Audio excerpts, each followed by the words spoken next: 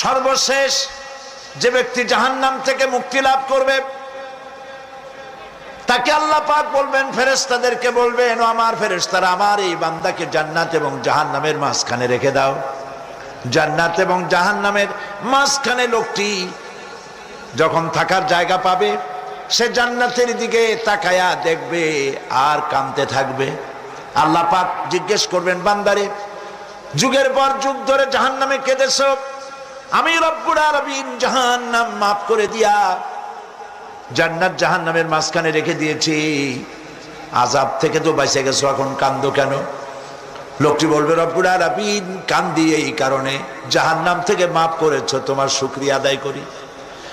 জান্নাত তো আমার কপালে নাই, কিসমতে নাই, কিন্তু জান্নাত আমি এখান থেকে দেখতে পাচ্ছি, জান্নাতের সুঘ্রাণ আমার নাকে আসতেছে, কপালে নাই যাওয়ার। আমি কাঁদি এই জন্য, তুমি যদি মেহেরবানি করে আমাকে জান্নাতের দরজার কাছে একটু দাঁড় করায় দিতা, প্রাণ ভরে তোমার জান্নাতের দৃশ্যটা একটু দেখতাম। আল্লাহ পাক তার আরজি পূরণ করবেন, বলবেন যাও, ফেরেশতাদের বলবেন এর জান্নাতের দরজার কাছে দাঁড় করায় দাও। জান্নাতের দরজার কাছে দাঁড়িয়ে লোকটি আবার কান্না শুরু করবে। আল্লাহ পাক প্রশ্ন করবেন, এবার কান্দো কেন? লোকটি বলবে, রব্বুল আলামিন কান্দি এই কারণে, জান্নাতের এই দরজায় দাঁড়ায়া জান্নাতের অফুরন্ত নেয়ামত কিছুই ভালো করে দেখা যায় না, শুধু অল্প জায়গা দেখি।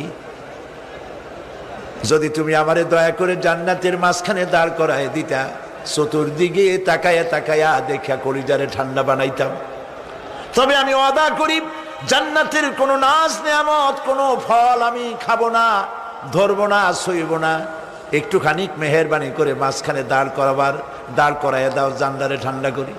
আল্লাহ রব্বুল আলামিন ফেরেশতাদের বলবেন, আমার এই বান্দারে জান্নাতের মাঝখানে দাঁড় করাইয়া দে। আল্লাহর নবী বলেন, জান্নাতের মাঝখানে দাঁড়িয়ে লোকটি আগের চাইতে আরো জোরে চিৎকার মেরে কাঁদতে থাকবে। আল্লাহ পাক বলবেন, বান্দারে কি হলো তোর? দরজার কাছে আসতে চাইছিলে, আইনা দিলাম। আবার এবার মাঝখানে আসতে চাইছো, তাও এনে দিয়েছি, আবার কান্দো কেন?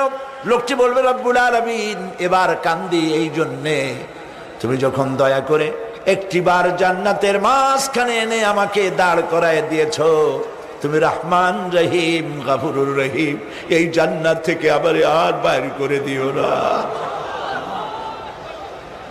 আল্লাহ রাব্বুল আলামিন বলবেন, ও আমার বান্দারে, আমার এই জান্নাত তোর খুব পছন্দ হয়েছে নাকি?